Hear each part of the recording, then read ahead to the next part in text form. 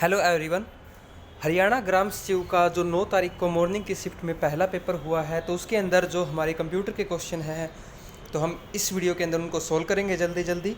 तो सबसे पहले अगर हम बात करें पेपर की, तो पेपर बहुत इजी था हिंदी को छोड़ के, और यहाँ पे जो कंप्यूटर है वो भी बहुत इजी रहा है। तो कंप्यूटर का सबसे पहला क्वेश्चन नंबर 20 की अगर हम बात करें, तो यहाँ पे क्वेश्चन में पूछा गया है IPv6 की लंबाई। तो देखो यहाँ पे सबसे पहले तो IP का मतलब क्या होता है। IP का मतलब होता है इंटरनेट प्रोटोकॉल। तो IP का मतलब आप लोगों को पता होना चाहिए सबसे पहले तो इंटरनेट प्रोटोकॉल, ये क्वेश्चन भी बनता है।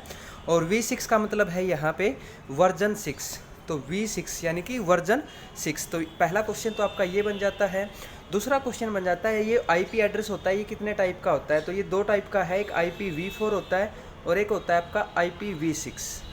तो IPv6 और IPv4 फुल फॉर्म आपको पता लग गया, इंटरनेट प्रोटोकॉल वर्जन 4 वर्जन 6। दूसरा क्वेश्चन बन सकता है यहाँ से कि IPv6 की जो लंबाई पूछा है, तो यहाँ पे इसका सही आंसर आएगा 128 बिट। अगर वो IPv4 की पूछता है, तो IPv4 की जो लंबाई होती है वो होती है 32 बिट। इसके अलावा यहाँ से क्वेश्चन क्या बन सकते हैं, वो क्वेश्चन और देख लेते हैं IP वर्जन से। तो IP वर्जन से क्वेश्चन बनेंगे कि इसकी जो वैल्यू होती है वो किस किस के बीच में लाई करती है। तो IP वर्जन 4 होता है, इसकी जो वैल्यू होती है, इसकी जो रेंज होती है वो 0 से 255 के बीच में होती है। जबकि IPv6 होता है, इसकी 255 के बाद यानी कि 256 से लेके 300 के बीच में लाई करती है। तो इस तरह से आप देख सकते हैं IPv6 की 256 से 300। तो इसके अकॉर्डिंग आपके 3-4 क्वेश्चन मैंने आपको बता दिए हैं। इसके अलावा आपको किसी भी IP एड्रेस के बारे में और कोई क्वेश्चन बनेगा, तो वो क्वेश्चन बन सकता है कि IP एड्रेस की पहचान क्या होती है। जैसे हम बात करें IP एड्रेस वर्जन 6 के अंदर और वर्जन 4 के अंदर क्या डिफरेंस है, तो देखो यहाँ पे ये होता है 192 जैसे है, 168 है, 11 और 111 इस तरह से। तो ये जो बीच में जो डॉट होते हैं ये आपके वर्जन 4 के अंदर होते हैं। और ये डिजिट कितने होते हैं, यहाँ पे 4 डिजिट होंगे। जैसे 1 डिजिट हो गया, 2 हो गए, 3 हो गए, 4 हो गए। तो उसी तरीके से आपका IP वर्जन 6 से क्वेश्चन बन सकता है। तो वहाँ पे ये डिजिट कितने हो जाएंगे, वहाँ पे आपके वर्जन 6 के अंदर ये डबल हो जाएंगे। और यहाँ पे जो डॉट है, डॉट की बजाय यहाँ पे सिंबल क्या आ जाएगा, इनके बीच में रेशियो का सिंबल आ जाएगा। तो आपको ये बात भी थोड़ी सी ध्यान रखनी है। उसके बाद नेक्स्ट क्वेश्चन की तरफ चलते हैं। क्वेश्चन नंबर है आपका, क्वेश्चन नंबर है 28। एक डिस्क का वह भाग जिसमें मास्टर बूट रिकॉर्ड होता है। तो मास्टर बूट रिकॉर्ड किस में होता है, देखो दोस्तों, कोई भी डिस्क है, जैसे हार्ड ड्राइव है, फ्लॉपी डिस्क है, वो इस तरह से मान के चलो ये डिस्क है, ठीक है। ये इस डिस्क के अंदर कोई भी हम डेटा लोड करते हैं, तो वो ऐसे इस राउंड के अंदर जैसे डेटा लोड होता है इस तरह से। तो डेटा इस तरह से अगर लोड हो रहा है आपका इस तरह से, तो इसको हम बोलते हैं ट्रैक। क्या बोलते हैं इसको हम, ट्रैक। और जब इस ट्रैक को छोटे छोटे टुकड़ों में ऐसे बांट दिया जाता है, यानी कि ये जो ट्रैक है, जैसे मैंने ये ट्रैक बनाए दो, और इस ट्रैक को मैं छोटे छोटे टुकड़ों में ऐसे डिवाइड कर देता हूँ, तो इसका मतलब है सेक्टर। तो इनको हम क्या बोलते हैं, सेक्टर, ठीक है। अब ये सेक्टर की जब एक टेबल बन जाती है, तो सेक्टर की एक छोटी छोटी टेबल बन जाती है, और उस टेबल के अंदर हम बोल सकते हैं, यानी कि क्वेश्चन में पूछा गया है एक डिस्क का वह भाग जिसमें मास्टर बूट रिकॉर्ड होता है। तो यानी कि मास्टर बूट हम किस में रिकॉर्ड करते हैं, तो बूट सेक्टर के अंदर करते हैं। एक जो सेक्टर होता है, ये एक सेक्टर के अंदर हम 512 KB डेटा रिकॉर्ड करते हैं। तो एक सेक्टर के अंदर कितना डेटा रिकॉर्ड कर सकते हैं, 512 KB डेटा रिकॉर्ड कर सकते हैं, ठीक है। और जो ये ट्रैक होते हैं, ट्रैक के अगर बारे में क्वेश्चन बनता है, तो 1 इंच में कितने ट्रैक होते हैं, ये 1 इंच में जो ट्रैक होते हैं वो 135 ट्रैक होते हैं। तो ये क्वेश्चन भी पेपर में बन सकते हैं। आगे देखते हैं नेक्स्ट क्वेश्चन।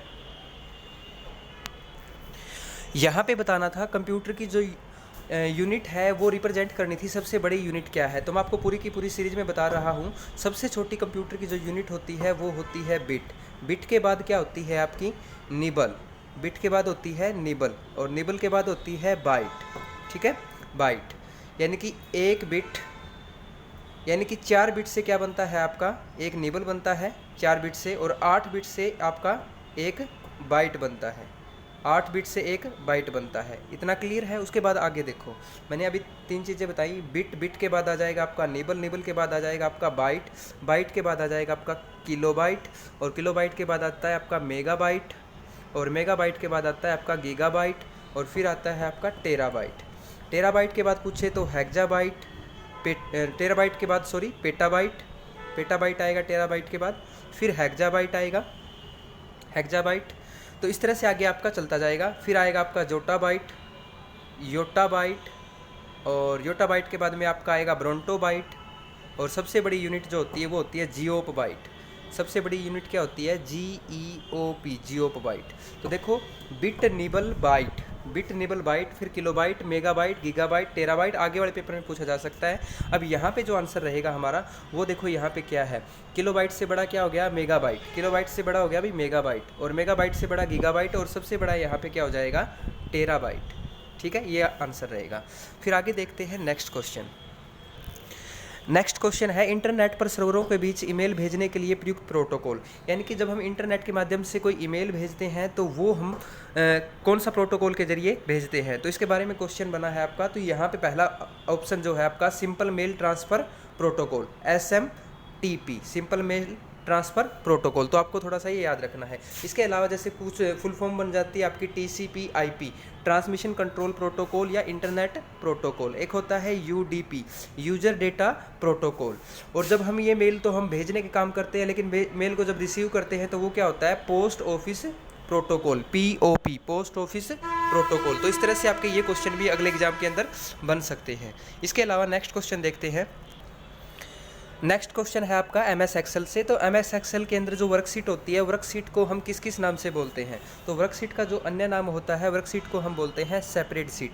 सेपरेट सीट क्यों बोलते हैं? क्योंकि ऐसी कोई भी सीट हो जो रो और कॉलम से मिलके बने, तो रो और कॉलम से मिलके जो सीट बनती है उसको हम क्या बोलते हैं? Separate seat.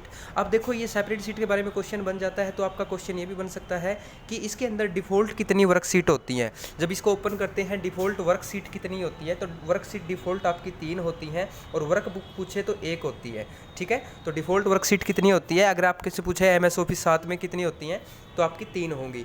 अगर आपसे ये क्वेश्चन पूछता है कि सबसे पहले अगर आप बात करें 2007 की, तो 2007 के अंदर रो कितनी होती हैं? 2007 के अंदर रो होती हैं 10,48,576। कॉलम पूछे तो कितने होते हैं? 16,384। अगर आपसे पूछे 2003 के अंदर, 2003 के अंदर रो कितनी होंगी? तो रो होती हैं 65,536, और कॉलम पूछे तो कितने होते हैं? 256। इसके अलावा क्वेश्चन ये भी पूछ सकता है कि लास्ट कॉलम क्या होता है 2007 के अंदर? तो लास्ट कॉलम क्या होता है? XFD, XFD। और 2003 के अंदर पूछे तो IV। तो इस तरह से क्वेश्चन आपके पूछ सकते हैं। मैं उम्मीद करता हूँ आपको वीडियो पसंद आई होगी। वीडियो को ज़्यादा से ज़्यादा शेयर करना। अगले पेपर की भी वीडियो आपको टाइम पे मिल जाएगी। चलिए, thank you, have a good day.